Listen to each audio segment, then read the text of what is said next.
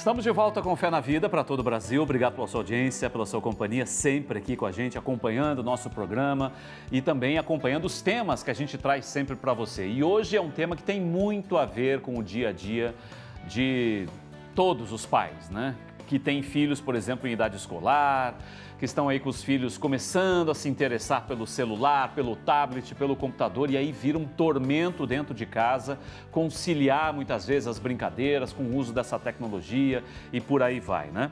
Os dados chamam a atenção numa recente pesquisa que foi feita aqui no Brasil.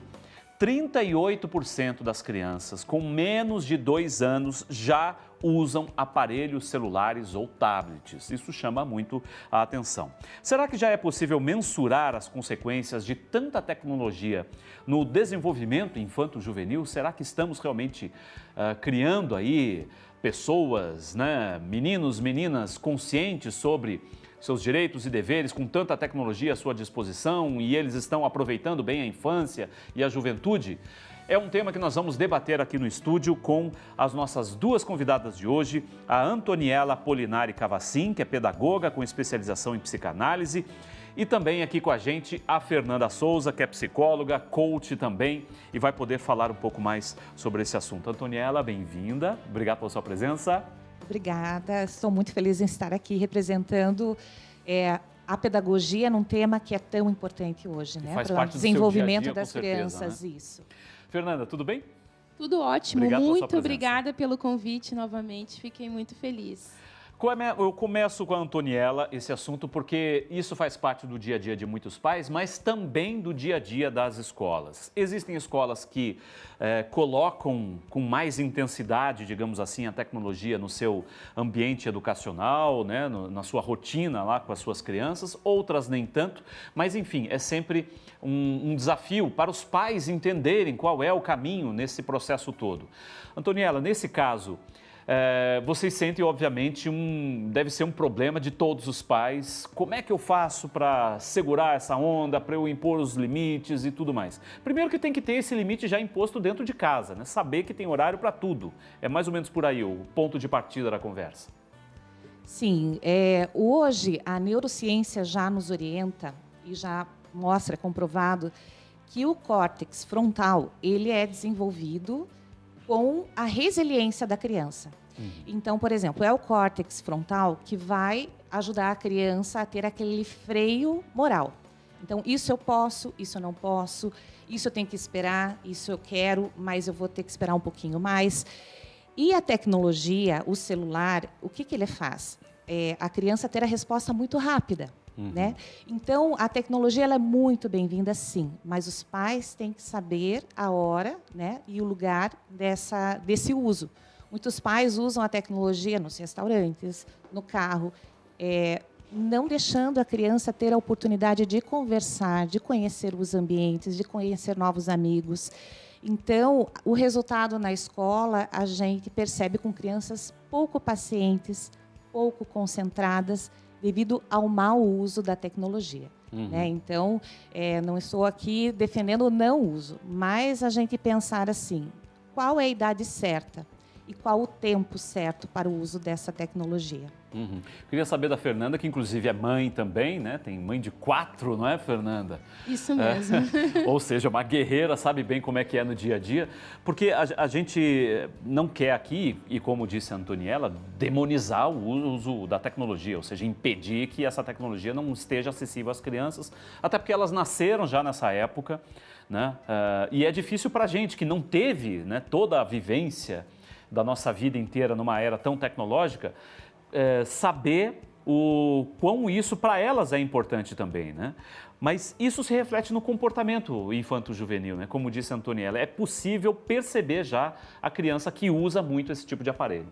Sim, a desatenção é o ponto-chave, a questão do déficit de atenção pelo excesso de recursos visuais e audiovisuais, que isso, de fato, prejudica a questão ali do córtex pré-frontal, que traz muito essa questão da pessoa conseguir se manter tranquila, conseguir se manter paciente, conseguir se envolver também em assuntos que não são de pronto. O que acontece? Quando a criança ela está com tablet ou ela está com celular, ela tem ali o recurso, o prazer imediato. Então, ela não precisa construir algo. Ela não precisa se envolver numa brincadeira, por exemplo. E nisso, ela começa a ter também dificuldades sociais. Então, é aquela criança que, olha, nós temos aqui um parquinho, pode brincar, pode ficar à vontade. Olha, tem uma quadra para você jogar futebol. Não, eu quero o celular.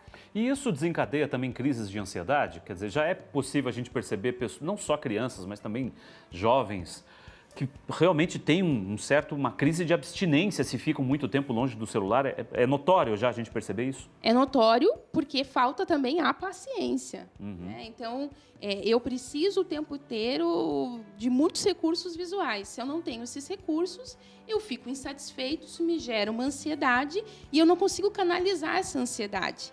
Né? Então, assim, o déficit de atenção e hiperatividade é algo que aparece cada vez com maior frequência, muito devido a uma exposição precoce e exagerada da tecnologia. Eu queria aproveitar a experiência da Antoniela, que é uma experiência, inclusive, dentro de sala de aula, para a gente saber como que as escolas têm se comportado nesse momento, Antoniela. Porque como o pai tem esse desafio tão grande dentro de casa de colocar os seus limites, ele pensa que a escola será ali uma aliada nesse combate, né? Nesse enfrentamento que ele tem de crianças que querem ficar o dia inteiro no celular.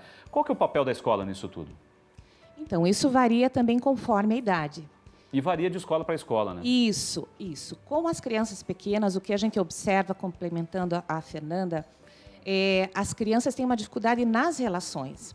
Porque os jogos eletrônicos, os jogos que eles usam nos celulares, o videozinho que eles podem repetir incessantemente, eles trazem um prazer imediato. E nas relações com os pares, com as crianças, isso não acontece. Então, eles têm que negociar, eles têm que esperar, eles vão perder, eles vão ter que reconstruir.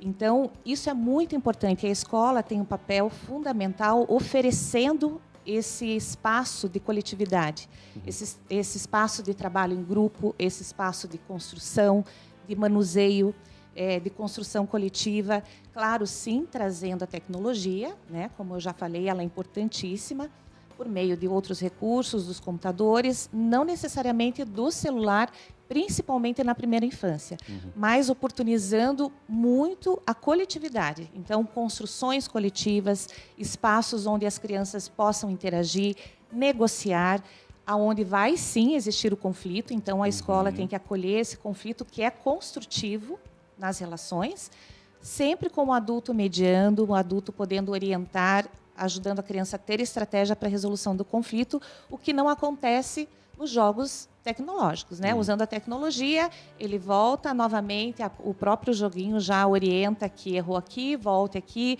faça novamente. Então, essa interação, os jogos não propiciam. E que a escola, eu acredito que tem que proporcionar. Nós vamos, daqui a pouco a Fernanda vai complementar, inclusive, mas eu quero chamar um vídeo muito interessante do Marcos Piangers, que é um youtuber conhecido. Ele fala muito sobre educação, relação de pais e filhos e tudo mais, né?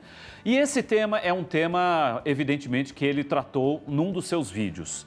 Mas ele aborda o assunto também sob o ponto de vista dos pais. Ou seja, os pais também têm que dar o exemplo dentro de casa, senão não adianta você brigar com seu filho para ele desligar o celular se você também está dentro de casa com o celular o tempo todo. Veja só. O meu filho não sai da frente do computador. O meu filho não larga o videogame. Eu ouço muito isso. Os nossos filhos, eles não saem da tecnologia. Os nossos filhos lembram alguém? Eles lembram a gente mesmo. A gente não sai da frente da tela, a gente não sai da frente do celular, a gente está sempre respondendo o último e-mail, a gente está sempre olhando aquele último post do Facebook. E os nossos filhos estão gritando, olha pai, olha pai. Isso aconteceu comigo. Eu olhando no meu celular, respondendo aquele último e-mail, respondendo um WhatsApp importante do trabalho, e a minha filha dizendo, olha pai, dando algum pulo no sofá, olha pai. Eu olhava e voltava pro celular. E ela sabe, as crianças sabem quando a gente está olhando de verdade, quando a gente está naquele momento. E eu respondendo, e eu olhava, e ela, olha pai, eu olhava, e ela foi vindo, e ela se posicionou debaixo do meu celular, e ela olhou para mim e disse, pai, às vezes para você olhar para mim, eu preciso ficar aqui, atrás do seu celular. E aquilo foi um tapa na minha cara. É chocante quando seu filho fala isso. Coloquei meu celular no silencioso, no avião. A partir de então eu aprendi que se eu chegar em casa, eu tenho que colocar tudo em off. E eu tenho que viver uma vida com elas, olhando no olho delas, aprendendo, ouvindo o que elas têm para me dizer. Eu tenho que estar onde eu realmente estou, porque a tecnologia é essa coisa maravilhosa que une pessoas que estão distantes, mas que também separa pessoas que estão próximas. E não é certo, não é saudável. Toda a família está em casa e cada um no seu celular. A gente está se distanciando.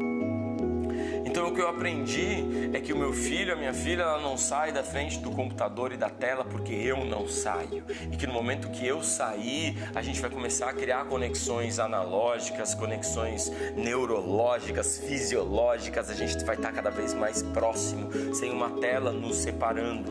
A minha filha me ensinou uma outra coisa um dia que a gente estava tirando foto. Eu e ela, a gente decidiu fazer um bolo. E a gente fazendo o bolo e foi super legal. A gente suja de farinha e eu tirando uma selfie, tirando foto dela e pensando, mano, vai ficar irado no Instagram. E aí ela me olhou e falou, pai, vamos tirar menos foto e vamos viver mais a vida real. E foi mais um tapa na minha cara. O que eu tava querendo botar uma tela nos separando, se eu podia viver aquilo de verdade. Eu podia estar onde eu realmente estava. Eu podia estar com a minha alma naquela convivência familiar, naquela convivência com a minha filha. E é a minha filha, uma criança, me ensinando a fazer bom uso da tecnologia. É a minha filha ensinando que eu posso chamar ela para sair do celular, não para tomar banho, fazer uma coisa chata, tipo dormir, fazer o dever. Eu posso chamar ela para ela sair do celular, ou do iPad, ou da televisão, para fazer uma coisa comigo. E aí eu tenho certeza que ela vai sair da frente da tecnologia. Porque toda criança troca o tempo de tela por um tempo de qualidade com o seu pai. Basta a gente sair do nosso celular. Viu só? Basta a gente também dar um pouco de exemplo. Isso vale para tudo, inclusive para pais que reclamam que os filhos não se alimentam direito. Comece você a se alimentar direito também na frente dos seus filhos, que eles medem muito pelo exemplo. Mas isso retrata um pouco da situação atual, né? Pais que reclamam demais muitas vezes não estão dando o exemplo dentro de casa, né?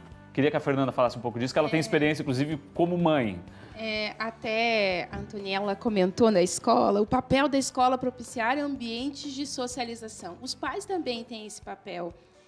Eu estava até comentando um pouco antes de entrarmos no ar, que indo ao interior, meu filho não quer pegar no tablet nem no celular. E ele fala de liberdade. Aqui eu tenho liberdade. Por quê? Porque o celular, quando a criança está trancada no apartamento, ele gera uma liberdade. A criança pode ir para vários lugares, ela consegue pesquisar sobre várias coisas. E daí, e nós, como pais, também estamos aí oferecendo ambientes propícios para esse desenvolvimento coletivo. Né? Porque às vezes eu falo, na minha época não era assim, na minha época eu brincava na rua, mas na sua época não existia assim tanta violência como existe hoje. As crianças ficam trancafiadas. Então, quais são as estratégias suas para que seu filho não fique tanto tempo online?